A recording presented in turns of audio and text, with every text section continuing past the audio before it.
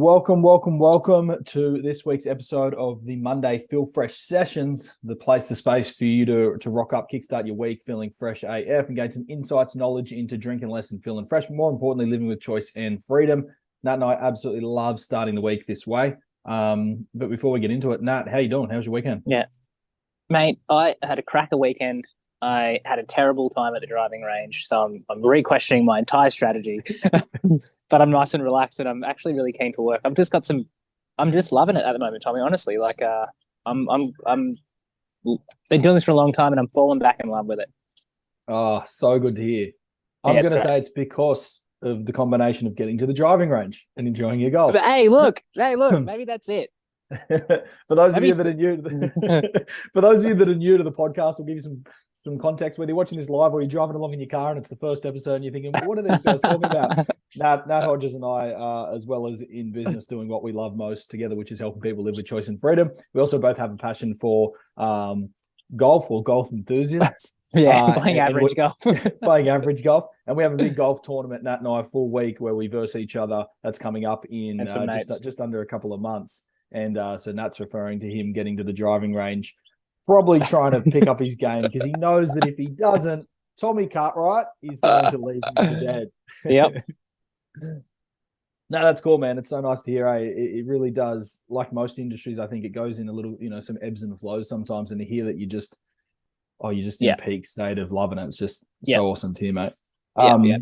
And it's perfect timing because I'm going to lean on you a little bit for today's call. Today we're diving into lean on the no BS 2-drink approach. Now, I just want to give this some context to some of our listeners. Over the course of the series that you watch live, or you can find it on Spotify or YouTube, you'll notice that changing your relationship with alcohol is a deeply complex experience. Deeply complex, has so many moving parts.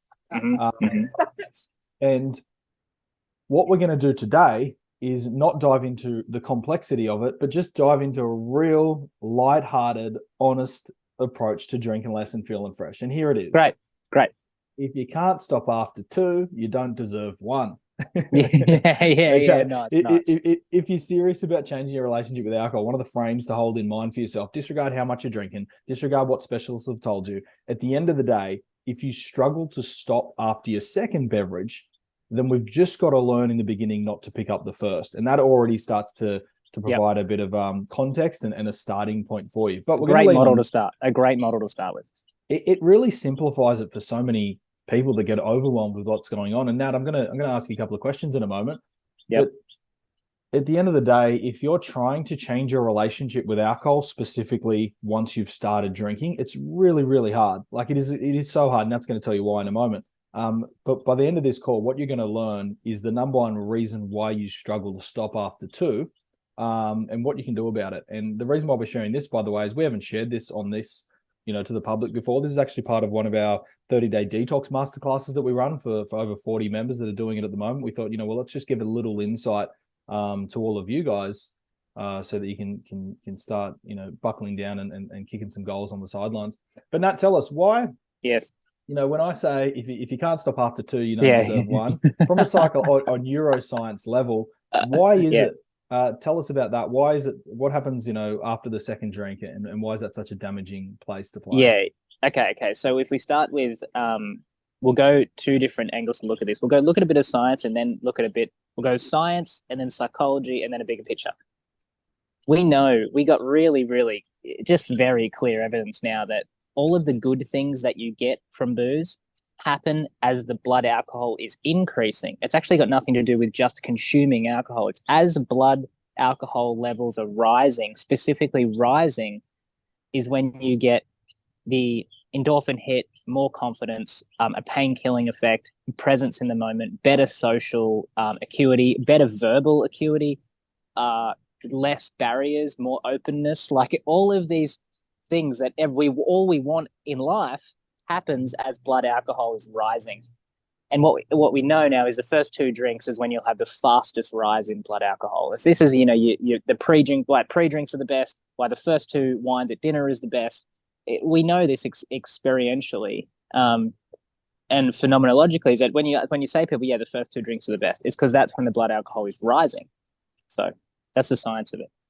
After that, blood alcohol typically flattens off because your body goes alarm bells, toxin, toxin, toxin, remove this ASAP. Yeah. And then is that where, because I did want to dabble on this, is that where, and that's the beginning of what we call the chase? What we call the chase is when I've had a great experience. In my mind, I just believe that booze is doing that, therefore more will be better. Let's drink more. When's my next drink? What is it? How much do I have? And that's when we start to lose all those things that we love, because now we're in a head, we're trying to chase, and we've lost the actual touch of the moment.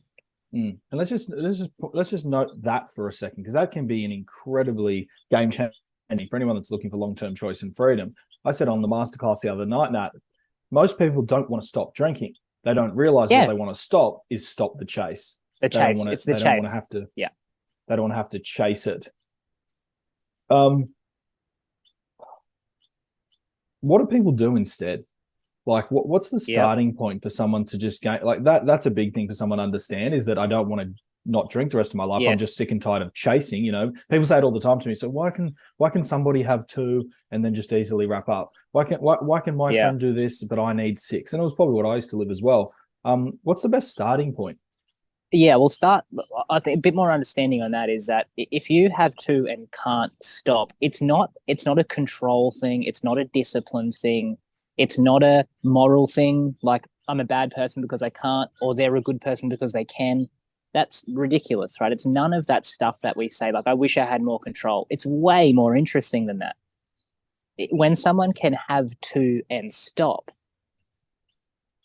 they have an experience of life that is more meaningful and full and committed to things, where there's just a bigger picture, where they know they really can't do that because they've got such a full life that requires them, and most of the time, if you have 2 and you can't stop, as I said, it's not a moral thing or a control thing. It's more so that this is probably one of your best experiences you're having in comparison to your sober life. So why wouldn't you? The best place to start is realizing that if you can't stop at 2, right, as you said, Tommy, we've got to take a much wider assessment of what's going on. And the normal step 1 is like, okay, well, if you can't stop at 2, then your best first approach is a short, sharp detox. Just to go, what's going on without this? Well, I need to take some stock here. Yeah, I think that leads in, because I was going to ask all of our listeners this question, which is the question to ask yourself. When people start comparing themselves, but why is it me? Is it because I've got the addictive genes? Because the question is to ask, really, at the end of the day, why do I prefer to be intoxicated? Yes, as opposed to bingo, not intoxicated or not incoherent. And it's interesting. Yes. I'll be really honest here. Back in the day, I would have preferred to be intoxicated. And now, please take it with a grain of salt. There's multi factors on why you might prefer to be intoxicated. For example, you're chasing the high because you don't want to feel bored. For example, you're chasing the drink because you don't want the fear of judgment. You're in a social group who you used to drink a lot with. Then there's what's called secondary gains, which is in the past, I used to drink a lot. I didn't realize, so that I was so hungover the next day, I didn't have to stick to my commitments that I had on, because those things I never wanted to do, whether it was work or. So there's a multi-dimensional approach and reasons why we might prefer to be intoxicated. It's not just for that moment either sometimes. No, the truth is, Tommy, like the truth is that so many people enjoy who they are more when they drink, because there's less barriers to access themselves. They enjoy themselves. The relationship with themselves is better. Of course. Well, here's the other side of the coin. These days, being 9 years in now, back in that day, and some people might resonate with this, alarm bells would go off for me if I wasn't drinking in a social situation, right? It's like, alarm bells, better get a drink. Yeah. These days, it's after I've had the second and third drink and the blood alcohol's risen, then I get alarm bells going, back off now. Because now it's unsafe to be in in that toxic muddy the energy. water. Yes, and exactly. That's a great frame, I think, for people to understand, is that it's so much more complex than like, I'm drinking too much, I should just never drink again. No, there's so much going on. Like, even understanding that you just don't want to be chasing the chase. And if you are chasing the chase, the question to ask is, well, why do you prefer to be intoxicated? Yeah. And yes. You said it earlier, and it can come across harsh, but it is so accurate, which is, at the end of the day, there's a principle to live by when it comes to any addictive behavior. And I just believed this 10 years ago when I started. The antidote to long-term addiction is living a life you don't want to run away from. Yeah. And it's that, as Nat said, it's like individuals that have certain commitments and a quality of life that they don't want to avoid do not F it They up. don't. Yeah. So it's not a control thing. It's actually Tommy, a separation thing. They've got so much distance from alcohol. And by distance, I mean they're not clinging to it, they're not attached to it, they're not waiting for it.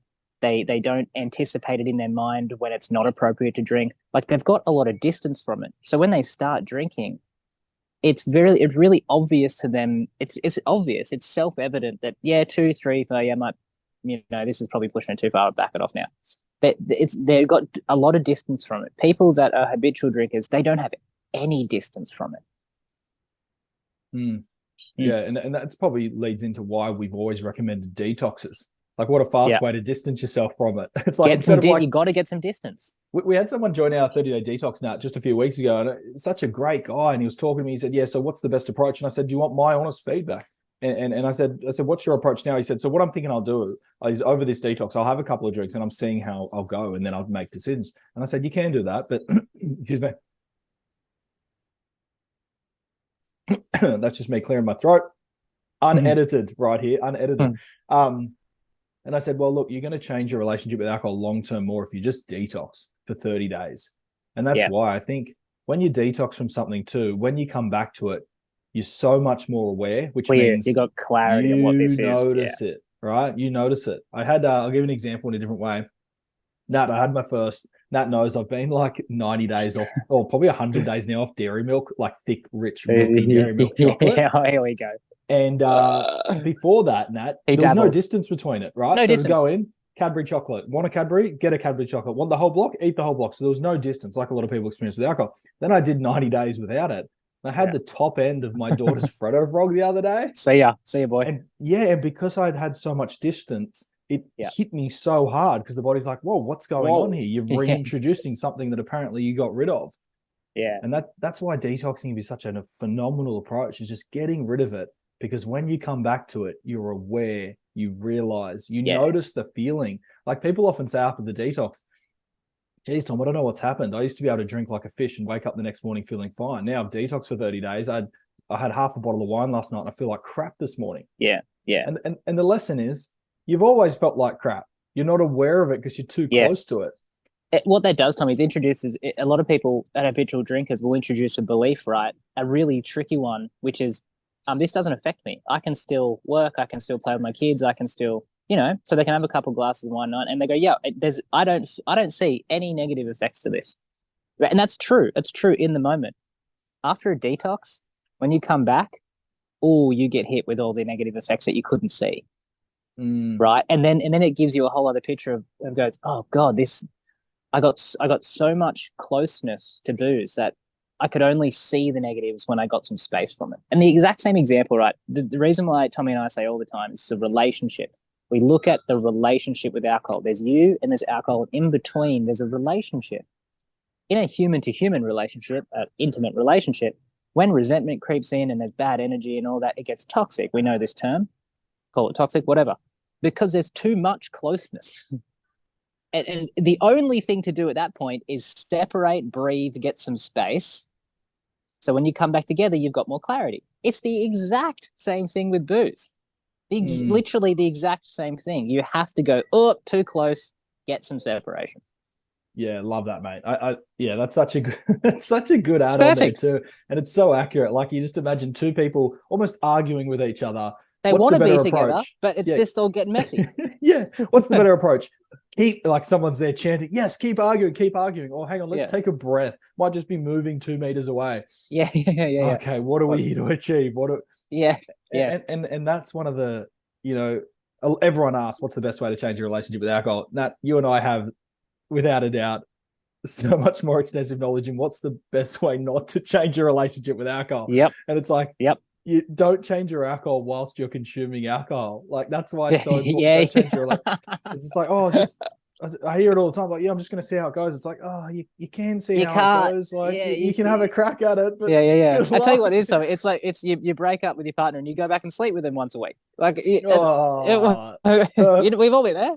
Perfect example. Perfect example. It doesn't go anywhere. Your friends are trying to help you out, and they're like, "What are you doing? You're together. You're not together." Same approach with alcohol. It's like, I love alcohol, but I need a detox. I love it, but I need to.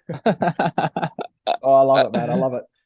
Nat, anything else you think that would be worth adding before we wrap up regarding? Yes, I do have you, one. If you can't have two, you may as I well do not have the first. One main thing, which is if you are in a position where you're in your head and you're wrestling to drink or not, if you have to have those moments in the week or in the day, should I, shouldn't I?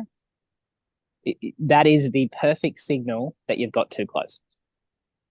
And the opposite of that is people that drink that have, again, got a lot of distance from it, they won't think about it until they're at the bar and they go, what do I want to drink today? That's really healthy distance, right? But if you can't do that, if you're rationalizing, should I drink, shouldn't I drink, it's Wednesday, what do I do?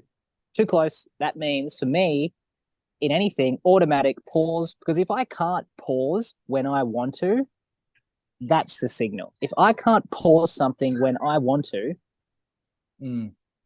Let's finish with this, Nat. The best time to not have a beverage is the minute the chase has kicked in.